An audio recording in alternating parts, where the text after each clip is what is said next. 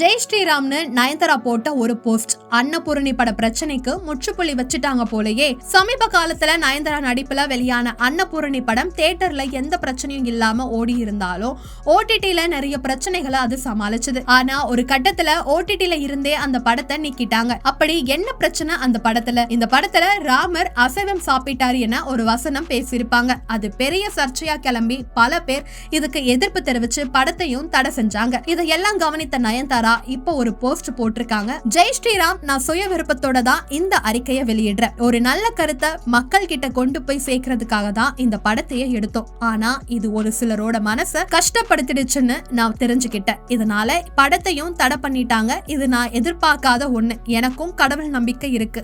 எல்லா வழிபாட்டு தலத்துக்கும் நான் போயிருக்கேன். நான் இதை வேணும்னு பண்ணல. அதையும் மீறி உங்களோட உணர்வுகளை எந்த வகையிலாவது நான் புண்படுத்தி இருந்தா அதுக்கு நான் வருத்தம் தெரிவிச்சுக்கிறேன் அப்படின்னு சொல்லியிருக்காங்க.